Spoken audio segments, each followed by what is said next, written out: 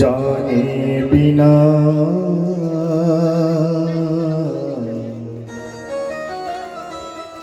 न होए परदेसी,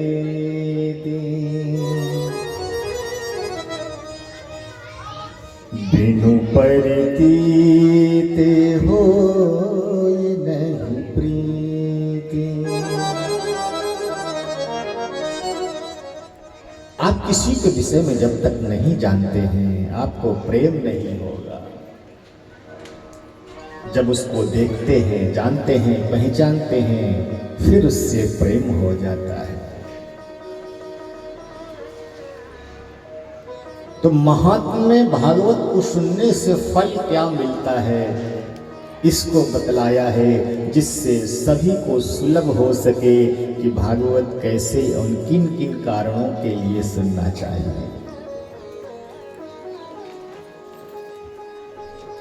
कल आपने सुना, ये भागवत साधारण नहीं है, ठाकुर जी का प्रत्यक्ष रूप है, जो देवताओं को भी दुर्लभ है, लेकिन इस धराधाम पर बड़ा ही सुलभ है।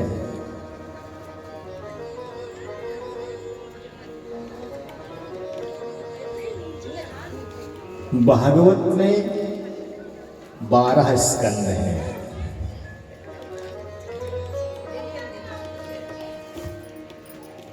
तीन 335 अध्याय हैं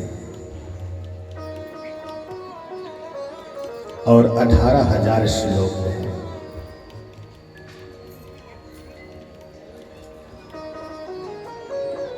इसमें एक नहीं अनेक संवाद आए हैं।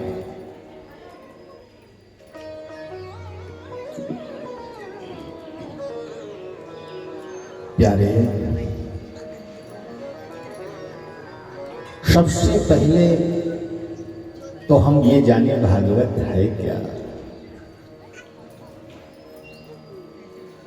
जिसके मुख से एक शब्द निकल जाता है प्यारे, उसका भी कल्याण हो जाता है।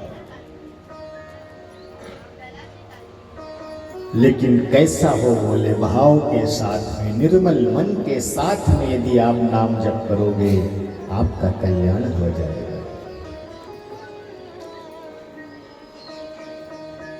भगवान केवल भाव के भूखे हैं।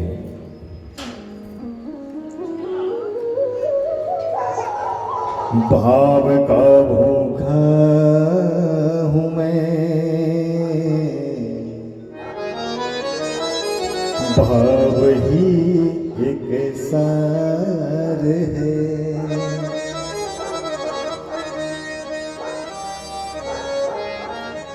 भाव से जो भजता है, और बिना भाव के तो मैं कुछ लेता भी नहीं हूं। एक बार की बात है, भगवान हस्तिनापुर दुर्योधन के पास में गए।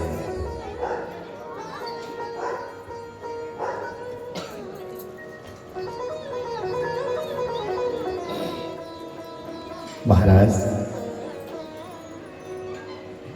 पांडव आपसे कुछ भी कामना नहीं कर रहे हैं। 5 पांडव हैं तो उनको कम से कम 5 गांव ही दे दिया जाए, अपना जीवन व्यतीत कर लेंगे।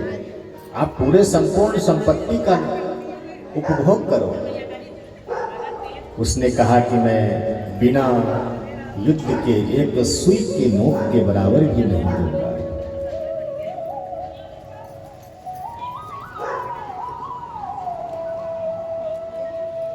भगवान ने कहा, जैसी आपकी इच्छा।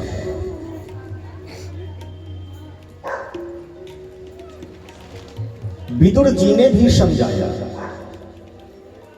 राजन द्वारिकाधीश ठीक कह रहे हैं, आप 5 गांव दे दीजिए। महाराज उनको तो धक्का मार के राज्य से निष्कासित कर दिया। जब कोई व्यक्ति अपने जीवन में संत ब्राह्मण का अपमान करना शुरू कर दे, समझ लो उसका पतन होना प्रारंभ हो गया है। विदुर जी कौन है? बोले ये धर्म ही है। मांडव ऋषि के श्राप के द्वारा महाराज ये दासी पुत्र बने हैं।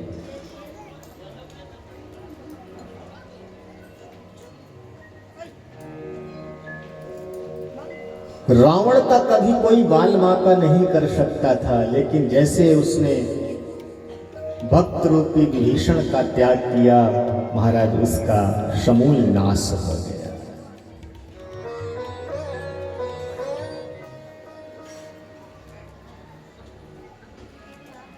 ठाकुर जी वहां से जाने लगे हैं। दुर्योधन ने कहा महाराज ठहरो, कुछ प्रसाद तो पा करके जाओ, इतनी दूर से चल करके आए हैं।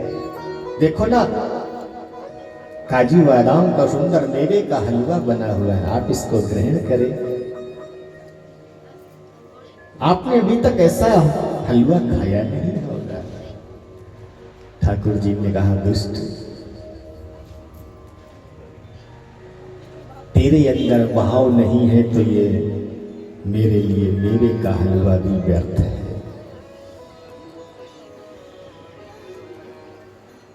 भाव बिन लेता नहीं, वस्त्र भूषण और धन।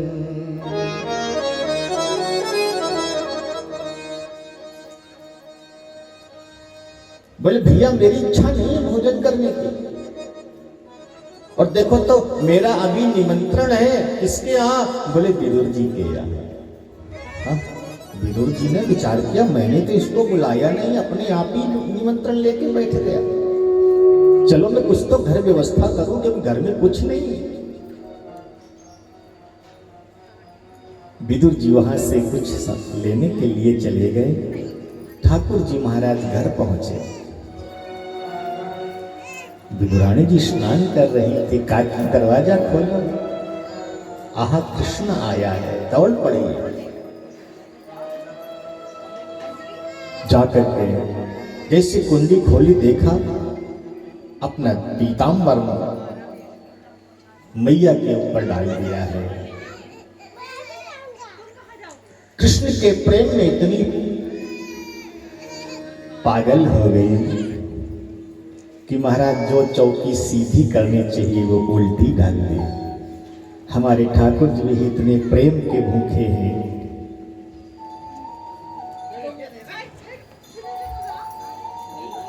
उल्टी चौकी पर ही वो बैठ गए हैं।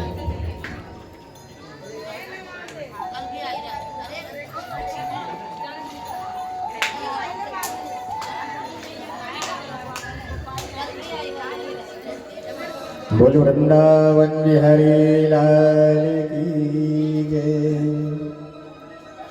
उल्टी चौकी पर ही बैठ करके पावा पकड़ के काकी से बात कर रहे हैं। काकी कुछ खाने के लिए मिलेगा? मैं बहुत भूखा हूं, उतनी दूर से चल करके आया हूं। सूत जी कह रहे हैं प्यारे कर लो ठाकुर जी के दर्शन।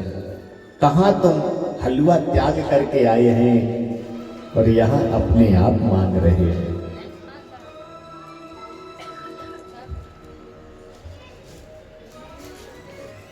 केला मिल गया, केला छील करके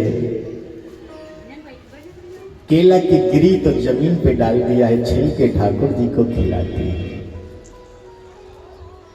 और बड़े आनंद से महाराज छिलके खा रहे। इतने में महाराज विदुर जी आए, देखा अरे बाबरी हो गई हो, क्या खिला रही हो? स्वामी मैं प्रेम में पागल हो गई।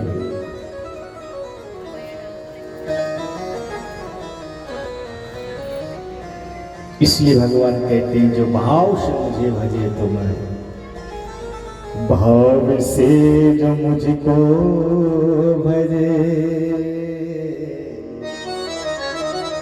तो भाव से देना पार है। इसलिए भाव से भागवत का एक शब्द भी यदि आप उच्चारण कर दो ना तो आपका कल्याण हो जाएगा। श्रीमत संतों के अलग अलग प्रकार हैं। स्त्री के अनेक अर्थ किए हैं। स्त्री लक्ष्मी जी को भी कहते हैं और स्त्री हमारी श्री किशोरी जी को भी कहते हैं। जिसके ऊपर लक्ष्मी का मद हो जाता है वो महाराज सबको भूल जाता है, लेकिन जिसके ऊपर हमारे किशोरी जी का प्रेम चढ़ जाता है उसका इस संसार से कल्याण हो जाता है। और हमारे ठाकुर जी तो ऐसे हैं, किशोरी जी के प्रेम में आहा राधे राधे बोलो वृंदावन में। वृंदावन ठाकुर जी का ऐसा स्थान है, निज निवास है। हमारे ठाकुर जी आज भी वृंदावन में रहते हैं।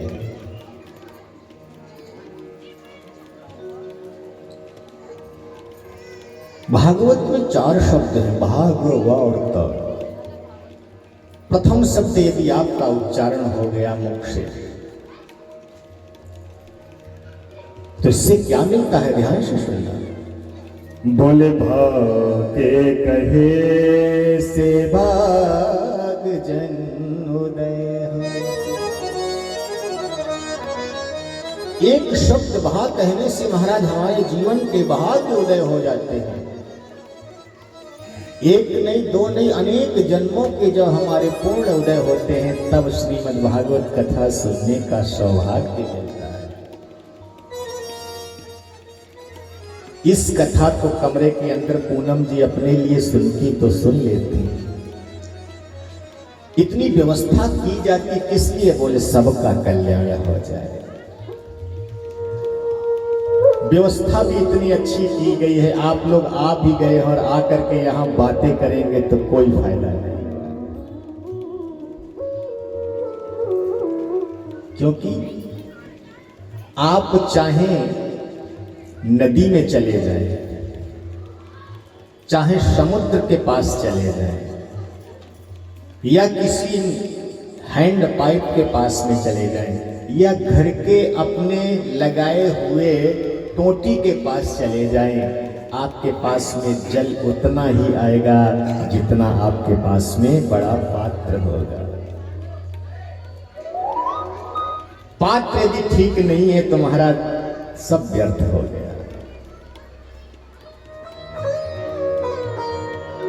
तो इसलिए महाराज भाग अनेक जन्मों के पूर्ण उदय हो जाते हैं। जब पूर्ण उदय होते हैं तो क्या होता है? बुलगा के कहे से गर्भ गिर जात है। अहंकार, जब अहंकार समाप्त हो जाता है प्यारे, तो अपने घर के वैभव को, सुख को त्याग कर आप भागवत में आकर के बैठ जाते हैं।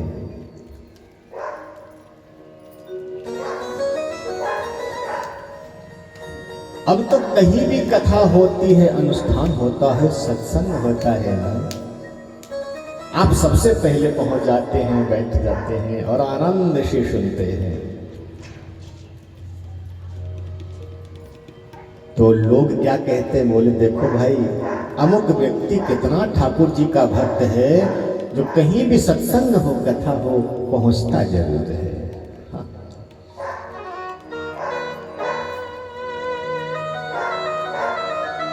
वाके कहे से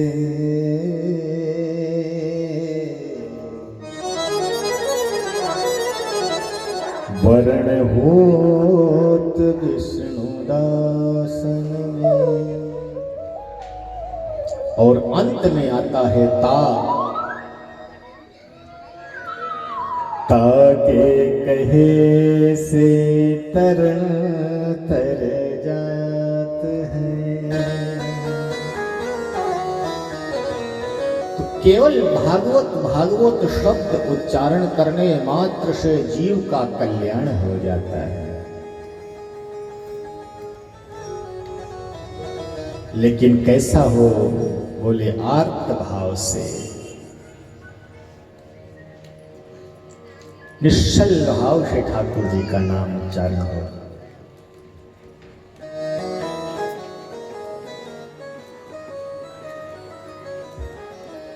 व्यास जी ने यहां क्या लिखा, बोले सत्यम परम धीमहि,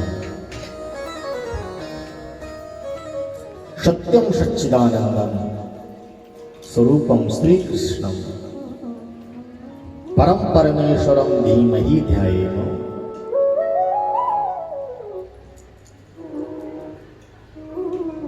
हमारे परमात्मा कैसे हैं, बोले सत्य स्वरूप हैं।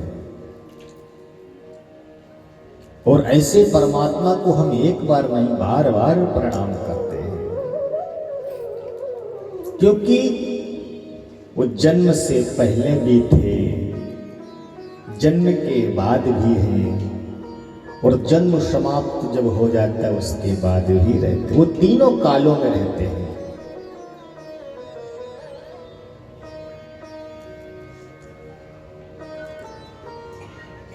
लेकिन दिखाई किसी को नहीं देते हैं, है सब जगह। लेकिन कैसे प्रकट होते हैं, बोले प्रेम से।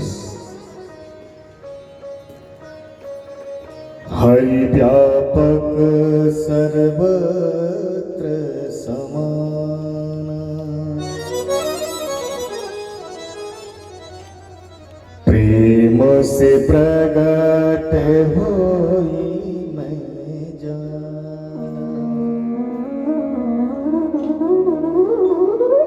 प्रेम से आप जहां भी देखोगे हमारे ठाकुर जी प्रत्येक कण कण में व्याप्त हो जाएंगे। कैसे मिलेंगे, ध्यान से समझा। एक बार एक सज्जन जा रहे हैं, उनको समझ में आया, श्रवण रंध्रों में आवाज आई, बोली भगवान सब जगह है।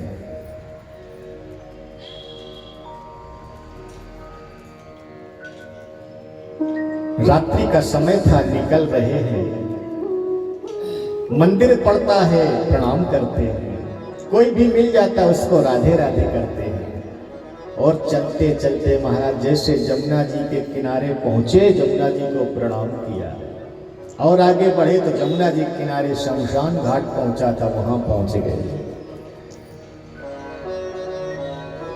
शमशान घाट के किनारे बहुत से पेड़ हैं, जिन पेड़ किसी कारणवश महाराज डाल टूट गया था, केवल उसकी पीड़ थी। अब तो महाराज उनको डर लगा कि यहां कोई खड़ा है। जैसे नजदीक पहुंच रहे महाराज, उनकी धड़कन बढ़ रही है, क्योंकि ये मालूम है कि शमशान में प्रेत रहते हैं, भूत रहते हैं।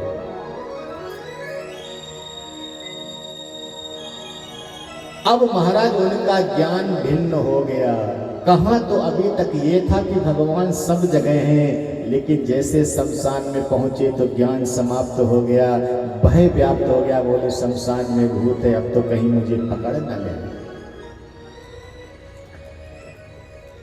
अब महाराज उन्होंने हनुमान चालीसा करना प्रारंभ किया। जय हनुमान ज्ञान सागर, हे हनुमान जी हमारी रक्षा करना।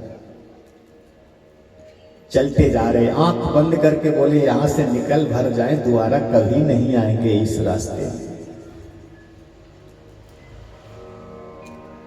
जैसे निकलने लगे महाराज, उनका दुपट्टा पीतांबर जाकर के उसी में फंस गया, झाड़ी थी।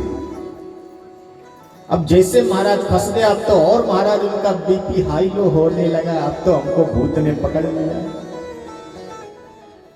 और इतना महाराज उनका प्रेशर बढ़ गया कि उनके वही प्राणांत हो गए। प्यारे, ये बात सत्य है कि भगवान सब जगह है। नामदेव जी ने महाराज कुत्ते से भगवान को प्रकट कर दिया। एक बार भोजन बना रहे, अंदर चले गए, कुत्ता आया, रोटी उठाया और वहां से लेके चला गया। देखा कुत्ता रोटी लेकर के जा रहा है। अरे बोले प्रभु कहाँ जा रहे हो, सूखी रोटी क्यों खा रहे हो? मैं घी लेने गया था, इनमें घी लगा करके पालो, महाराज उसमें से ठाकुर जी प्रकट हो गए।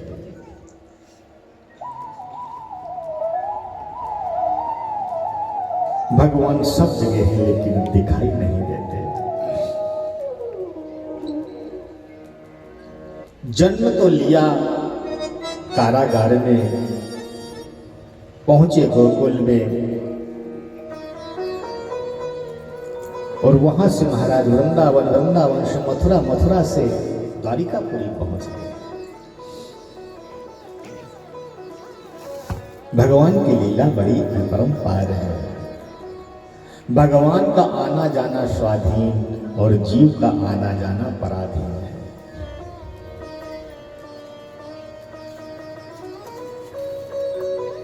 और जो व्यक्ति पराधीन होता है उसको जीवन में कभी सुख नहीं मिलता।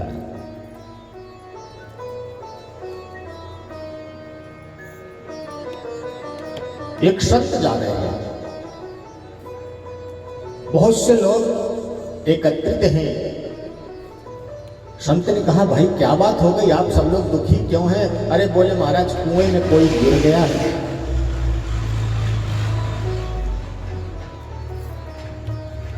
उस कुएं से निकालने के लिए हम लोग प्रयत्न कर रहे हैं।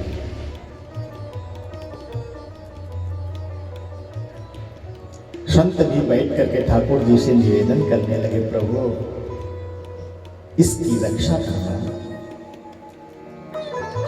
इसको सकुशल बाहर निकाल देना। जब वो व्यक्ति बाहर निकल आया तो सब लोग आनंद से झूमने लगे। संत ने पूछा, भैया निकल आया? बोले हाँ। बोले यहाँ तो दो लोग हैं, आप कह रहे थे एक गया था। बोले गया तो एक था लेकिन एक उतरा था। दोनों में अंतर क्या हुआ? बोले जो कुएं में गिर गया था उसके शरीर में कंपन था, दुखी था, रो रहा था, शरीर में अनेक उसके चोटें लगी हुई थी। लेकिन जो उतरा था वो प्रसन्न था, उसको कोई भय नहीं था। ठीक वही हमारे और ठाकुर जी का जीवन है।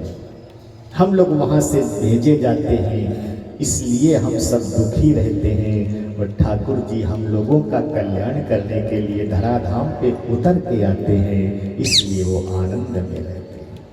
बोल भक्तवत्सल भगवान की जय। श्री राधे राधे गोविंद गोविंद राधे। श्री राधे राधे गोविंद गोविंद राधे। श्री राधे राधे गोविंद गोविंद राधे। श्री राधे राधे गोविंद गोविंद राधे। गोविंद राधे राधे गोपाल राधे।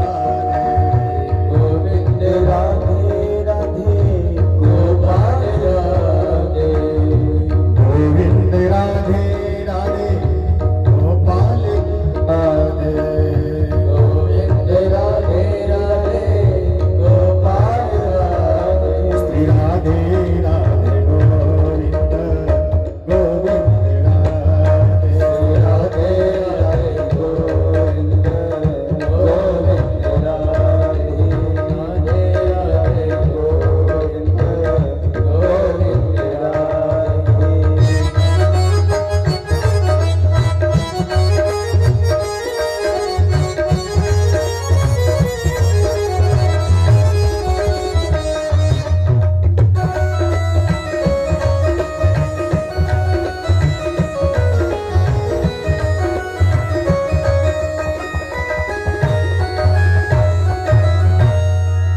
इसलिए संत ने कहा, जितना हो सके अपने जीवन में ठाकुर जी का नाम उच्चारण करो,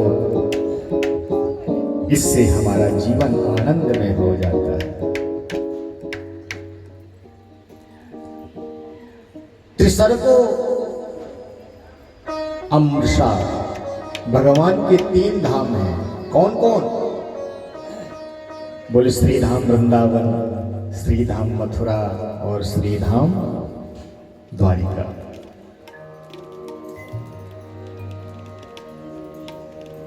भगवान ने ऐसी सुंदर लीलाओं को किया है कि महाराज सृष्टि के रचयिता ब्रह्मा जी भी मोहित हो गए। प्रसंग आगे आएगा 5वें दिन।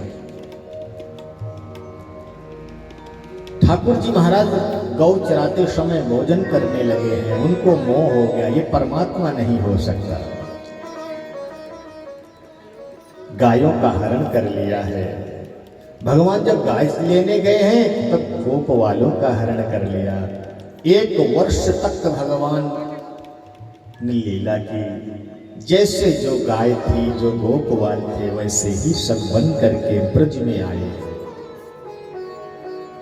ब्रह्मा जी ने देखा, अब तो देखे क्या कर रहा है ये कन्हैया। जैसे देखने आए तो जो गोपवाल जहां यहाँ है वैसे ही ब्रह्मलोक में है। ठाकुर जी के चरणों में गिर गए हैं, बोले प्रभु मैंने आपकी भगवत्ता को पहचान लिया। भगवान ने कहा ब्रह्मा, आपको सृष्टि करने के लिए तो 5 तत्वों की आवश्यकता होती है, लेकिन मुझे किसी तत्व की आवश्यकता नहीं होती है। मैं स्वयं में पूर्ण नाभि हूं। पूर्ण नाभि जानते हैं?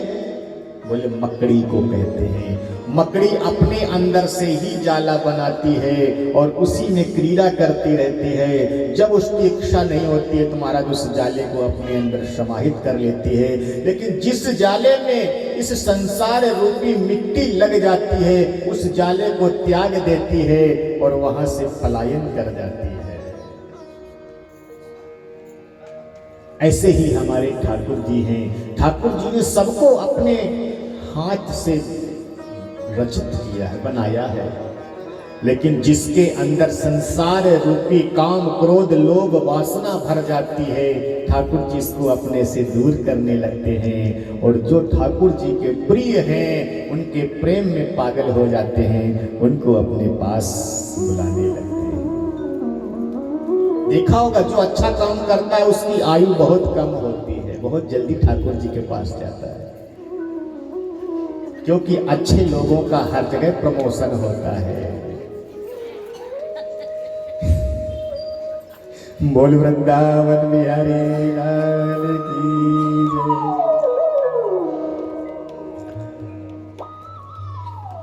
ऐसी श्रीमद् भागवत है। निगम कल्प तरोर गलितम फलम सुख मुखाद मृतम द्रवशैल। बड़ा सुंदर ये फल है। पंचम वेद इसको बोला गया है। अब ये मीठा है, खट्टा है, कड़वा है, नमकीन है, इसकी परख कौन करेगा? बोले सबसे अच्छा फल की यदि जानकारी है तो उस तोते को होती है। तोते जिस फल में मुख लगा देता है वो फल मीठा होता है। और इस भागवत में भी हमारे सुखदेव रूपी तोते का मुख लगा हुआ है, इसलिए अत्यंत आनंद प्रदान करने वाले हैं। इसलिए भागवत को पियो। बोले महाराज पीना है? बोले हाँ। कैसे? बोले श्रवण रंध्रों के द्वारा। इसको श्रवण रंध्रों के द्वारा हृदयंगम करो और अपने हृदय पटल पर उसको स्थापित करो। एक बार नहीं, मुहुर्मुहु रसिका भुवि भावुका। मुहुर्मुहु एक बार नहीं, बार बार इसको पियो। कैसे पीना है? बोले रसिक, पिपासु, जिज्ञासु बनकर के पीना है। ये रसिकों की संहिता है। जो बिना प्यासा होता है ना, कल बताया था, वो पानी की कदर को नहीं समझता। किसी को भूख ना हो, आप 56 भोग खिलाओ, उसकी महिमा नहीं समझता। लेकिन जो 2 दिन से भूखा हो, उसको महाराज नमक रोटी भी बहुत अच्छा लगता है।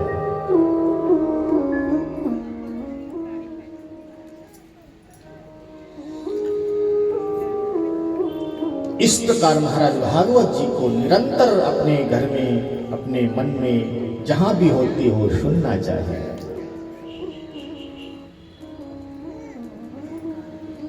पूरा जीवन लोगों का निकल जाता है संतों की सेवा करते, लेकिन न जाने किस क्षण में उनके मुख से आशीर्वाद निकल जाए जो आपका कल्याण हो जाए। सत्य घटना आपको बताएं, वृंदावन में जिस समय बाल्यावस्था थी, संत के आश्रम में रहते, उनकी सेवा करते।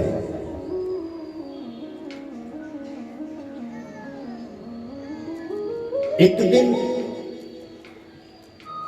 वहां रहते हुए एक ब्राह्मण से हमारा थोड़ा अनबन हो गया, झगड़ा हो गया। हाँ? महाराज जी के पास में सूचना पहुंची कि भाई ऐसी ऐसी बात हो गई, हमको बुलाया। कब बुलाया? कि जिस समय रात्रि में उनकी सेवा में पहुंचते थे उस समय बुलाया। उनकी सेवा कर रहे थे, हमसे पूछा, बोले बेटा मैंने सुना है आज आपका किसी से झगड़ा हो गया। जी महाराज जी। क्यों किया? महाराज जी बस ऐसे ही। बोले बेटा इस संसार में जो भी आया है, पहली बात तो कोई हमेशा रहेगा नहीं, सब जाएगा।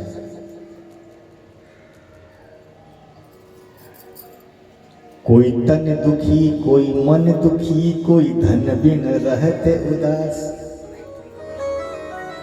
थोड़े थोड़े सब दुखी तो सुखी राम के दास। पहली बात। दूसरी बात बेटा ध्यान रखना, कभी अपने आप को, ध्यान से सुनना, आपको भी जीवन में बहुत काम आएगा, हमारे तो आ ही रहा है, और हो सकता है कहीं न कहीं वो कभी कभी हमारे लिए नुकसानदायक भी हो जाता है। जिस चीज से फायदा है उससे नुकसान भी होता है। आप कमरे में एसी लगा के आराम से बैठे हो, ठंडक तो मिल रही है, लेकिन उसका परिणाम भी ठीक नहीं होता। अत्यंत ज्यादा ठंडक में रहोगे तो भी बीमार हो जाओगे, और ज्यादा धूप में रहोगे तो भी बीमार हो जाओगे।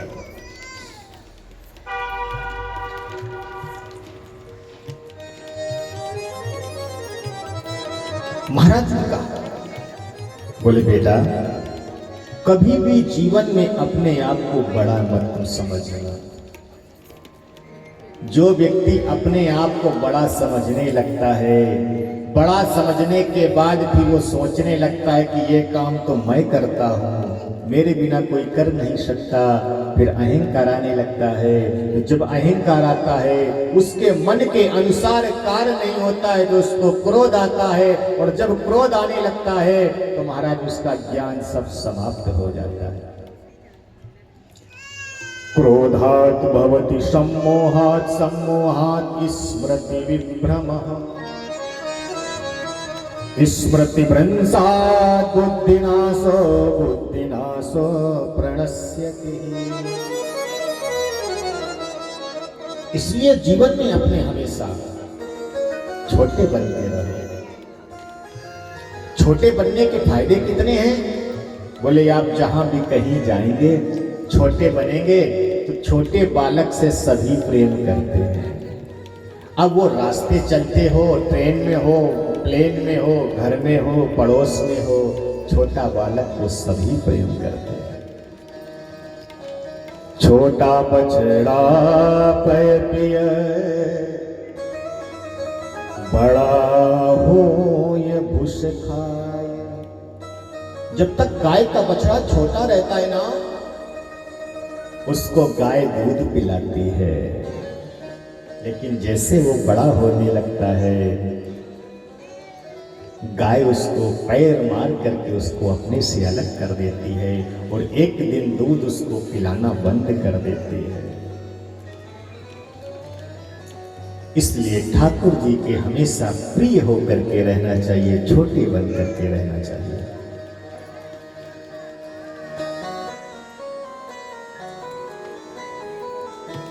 सूत जी कह रहे हैं शौनकादि ऋषि,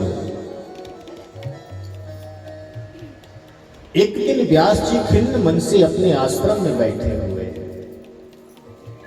दुखी हैं। उधर से नारद जी का आगमन हुआ। देखा, व्यास जी आप दुखी क्यों हो रहे हैं? बोले क्या बताऊं नारद जी,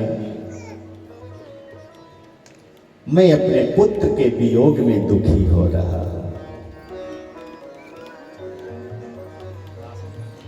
पुत्र ने जन्म लिया और जन्म लेते ही महाराज जंगल में चला गया। मैंने उसको बहुत बुलाने का प्रयास किया, लेकिन वो लौट करके नहीं आया। नारद जी ने कहा, आपको मालूम है आपका पुत्र कौन है?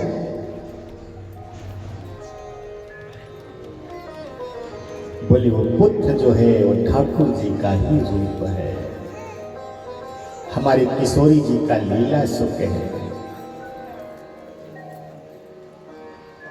जिस समय भगवान ने अपनी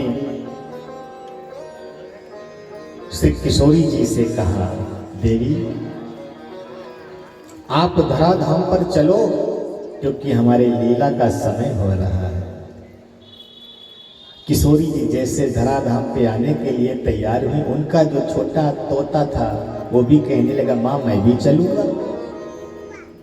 हाँ, अक्सर होता है जिसके घर में छोटे बालक होते हैं ना, जब माँ बाहर जाती है तो बालक पहले तैयार होने लगता है, मैं भी चलूंगा। मैया ने कहा, बेटा कुछ जगह ऐसी होती हैं जहां बालकों का जाना उचित नहीं होता। ये हमारी लीला करने का समय हो रहा है, हम ब्रजधाम में जा रहे हैं, आप वहां नहीं जा सकते, यही रुकोगे। मां का आदेश, रुक तो गया, लेकिन उसका हृदय इतना टूट गया, गदगद हो गया, महाराज रुदन करने लगा और रोते रोते छोटे अंडे का रूप बन गया और वहां से पतित होकर के पेड़ की वृक्ष में जाकर के गिर गया। इधर हमारे मैया पार्वती जी को मालूम हुआ श्री नारद जी के द्वारा कि बाबा अमर हैं और हमारे तो कितने अवतार हो चुके हैं। मैया ने बाबा से कहा, बाबा एक बात बताओ, हमारे और आपके जीवन में इतना अंतर क्यों? मेरे पास साथ में इतना पक्षपात क्यों हो रहा? आप तो अमर हैं और हमें जन्म लेना पड़ रहा। भगवान ने कहा, देवी हमने अमर कथा सुन रखी है, तो बोले मुझे भी तो सुना दो ना, हम भी अमर हो जाएंगे, जन्म ही नहीं होगा। भगवान ने कहा, देवी आप उसके पात्र नहीं हैं। अच्छा, आपकी धर्म पत्नी है, हमारे अंदर पात्रता ही नहीं है। भगवान ने कहा, यदि आपकी इच्छा तो आप सुन लीजिए, मैं तो आपको मना कर रहा हूं, आपके पात्र हैं तो आप सुनिए। कथा प्रारंभ हो गई। महाराज सुनते सुनते उनको नींद आ गई। कथा पूरी हुई। स्वामी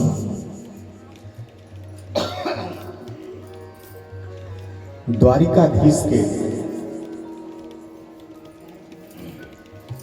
16,108 तो विवाह हुए, तो क्या कभी उनके संतान आगे नहीं हुई? भगवान ने कहा, मैंने तो पूरी कथा सुना दी, आप कहाँ थी? बोले, प्रभु मुझे निद्रा ने दबोच लिया था, इसलिए मैं सो गई। देखा देवी, मैं तो पहले ही कह रहा था कि आप उसके पात्र नहीं हैं। एक क्षण भी यदि आपने कथा का अनादर कर दिया तो उसका सार समाप्त हो जाता है।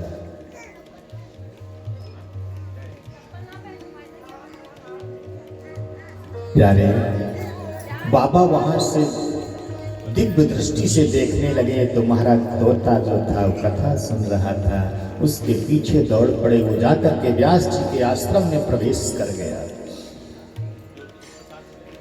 भोले बाबा ने कहा, व्यास जी हमारे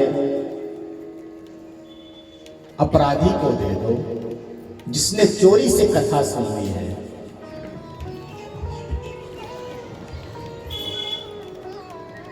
कथा सुनने के भी प्रकार होते हैं। हाँ, कभी भी कथा व्यासपीठ से ऊपर बैठ के नहीं सुननी चाहिए, कभी भी कथा व्यासपीठ के पीछे से नहीं सुननी चाहिए। उसके लिए आपको व्यासपीठ के सम्मुख बैठना है, आसन लगा करके बैठो। जितासनो जितश्वासो जित संगो जितेंद्रिय। आपको सिद्धि यदि प्राप्त करनी है तो सबसे पहले अपने आसन को जीतो। जितासनो जितश्वासो। आपको पूजा में 10 मिनट बैठना है, 15 मिनट बैठना है, आधा घंटा, 1 घंटा, जितनी देर बैठना है उतनी देर एक आसन में बैठो। बार बार यदि आसन बदलते हैं आपका मन भटक जाता है।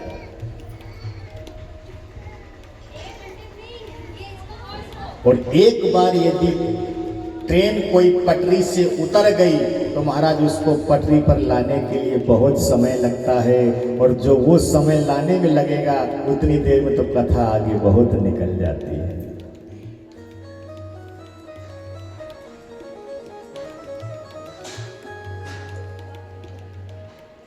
अपनी श्वासों पर विजय प्राप्त करो। पहले जो संत हुआ करते थे उनकी हजार वर्ष तक तपस्या चला करती थी। उनकी आयु कितनी थी? बोले 100 वर्ष की ही थी जितनी हमारी है।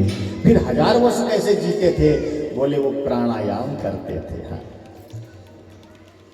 आपके पास में यदि 100 रुपए हैं, आप एक साथ उनको खर्च कर लो, एक रुपए करके 100 बार में खर्च कर लो, वो आपके ऊपर है। लेकिन 100 रुपए से आप ज्यादा खर्च कर सकते हो क्या? है ही नहीं, तो खर्च क्या करोगे? भगवान ने जितनी श्वासें हैं गिन करके दी हैं।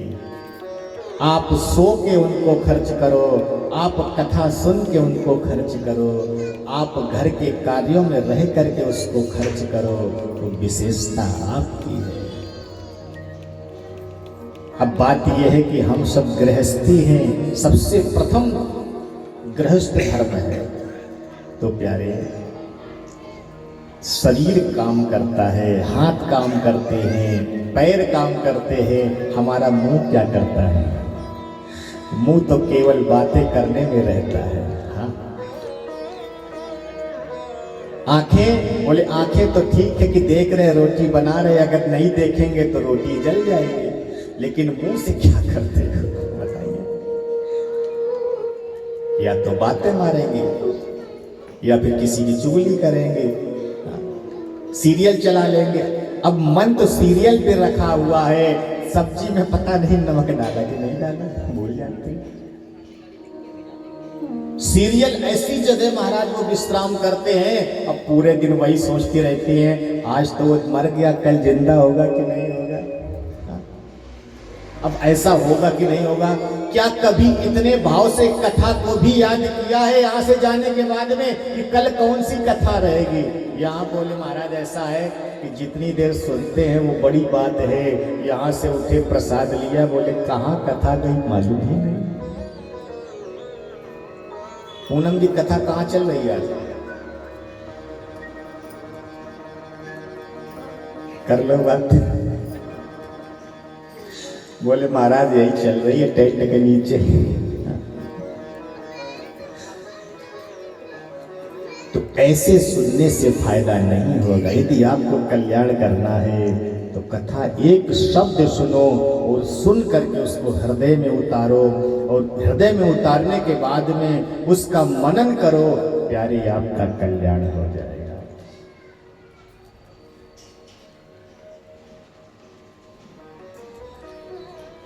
हम भी भूल गए कथा कहाँ कर रहे थे, कहाँ थी।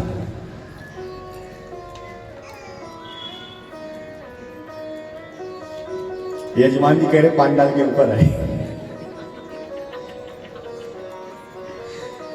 श्वासों को जीतो, जितासनो जितश्वासो जित संग। आप जैसा संग करोगे वैसा ही रंग होगा।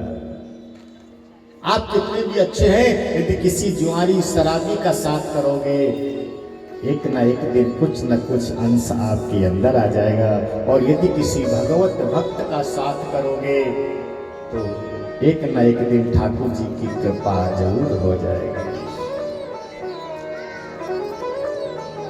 जितेंद्रिय, अपनी इंद्रियों पर विजय प्राप्त करो। अब ऐसा नहीं कि कथा में बैठ के सो रहे, हाँ, क्योंकि कथा है ना,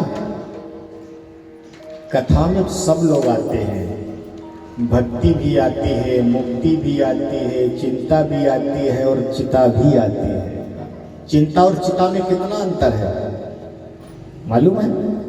एक बिंदी का, लेकिन उसका अंतर बहुत बड़ा है।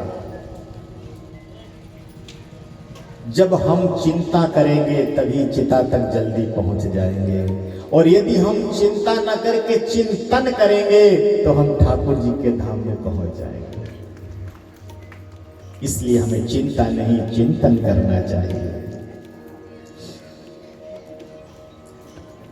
प्यारे, व्यास जी ने आज जाकर के नारद जी ने उनको बतलाया, बोले आप चिंता न करो, चिंतन करो, ठाकुर जी आपके यहाँ आएंगे।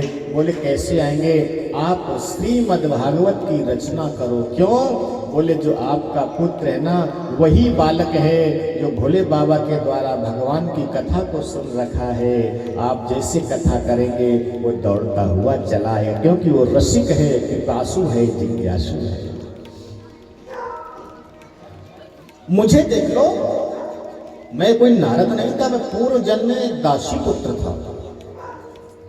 संतों की कृपा हो गई मेरे ऊपर, चातुर्मासा था, संतों की मंडली आई। आपने देखा होगा जब संत चातुर्मास का पारायण करते हैं, एक स्थान पर करते हैं, दूसरी जगह नहीं जाते हैं, किसी भी नदी को क्रॉस नहीं करते हैं, क्योंकि उस 4 महीनों में जो नदियां होती हैं वो रजस्वला रूप में रहती हैं, इसलिए उनका महाराज इधर से उधर पार नहीं करते, स्पर्श नहीं करते। मेरी मां की सेवा उनमें लग गई। मैं छोटा बालक था, मैं भी जाकर के संतों के पास में बैठता, संतों की वाणी सुनता, उनके महाराज सेवा करता, जो भोजन बच जाता उनकी पत्तल में मैं उसको जूठा उठा के खा लिया करता। कभी आप वृंदावन में आइए, जिस आश्रम में हम रहते थे उस आश्रम में निरंतर संतों की सेवा होती, 300, 400, 500 संतों को नित्य भोजन हुआ करता था। और इन हाथों से ठाकुर जी ने खूब संतों की सेवा करने का अवसर दिया है। जब वहां संतों को भोजन पवाते थे तो जो हमारे महाराज जी थे स्वयं उनकी जूठी पत्तल उठाते थे। ध्यान से सुनना, आप लोगों को शर्म आती है किसी की पत्तल उठाने में, लेकिन हमारे संत यहाँ तक कि स्वयं हमारे ठाकुर जी जूठी पत्तल उठाते हैं, और उसमें से जो कण मिल जाता था उसको निकाल करके प्रसाद पा लेते थे। न जाने किस रूप में संत का प्रसाद मिल जाए। संत कभी भी पत्तल में छोड़ते नहीं हैं। पत्तल है तो ऐसे छोड़ देते हैं, यदि थाली है तो उसको भी भूल करके पान कर जाते हैं कि किसी अन्न का दुरुपयोग ना हो। और हम लोग क्या करते हैं, बोले महाराज शादी विवाह पार्टी में गए, प्लेट भर के ले आए, जितना खाया तो खाया, नहीं तो सब डस्टबिन में छोड़ आए। प्यारे, उस अनाज को एकत्र करने में उस पिता के दिल से पूछो कितने वर्ष लगे हैं कमाने में, और हम लोग उसको अपने सुख सुविधा के लिए ऐसे ही महाराज प्रवाहित कर देते हैं। तो महाराज हम सेवक संतों की सेवा करते, मेरा मन बड़ा प्रसन्न रहता। चातुर्मासा पूरा हो गया, संत जब जाने लगे, उनके सेवा में बैठ करके चरणों में महाराज मैंने निवेदन किया, स्वामी मुझे भी अपने साथ लेकर के चलो। संतों ने कहा, बेटा अभी आपकी माँ है, परिवार है, आप यही सेवा करो, छोटे बालक हो, जब बड़े हो जाना मेरे साथ आ जाना। तो मैं रहूंगा कैसे, कैसे जीवन का निर्वाह करूंगा? महाराज संतों ने मंत्र दे दिया है। बोले जब आपको मेरी याद आए इस मंत्र का जप कर लेना, आपका कल्याण हो जाएगा। व्यास जी, मैं उस मंत्र का जप करना प्रारंभ कर दिया, और जैसे महाराज मैं उस मंत्र का जप करता, मेरे अंदर एक आनंद की अनुभूति होती, मेरे शरीर में रोमांच होने लगता। लोग कहते भगवान दिखते नहीं है, बहुत सी ऐसी जगह हैं भगवान साक्षात दिखते हैं, हमें मालूम नहीं चलता। यहां से नहीं किसी को बताएंगे, ये सब गुप्त रहस्य होते हैं, इसके लिए सेवा करनी होती है संतों की, तब जाकर के ये मिलता है।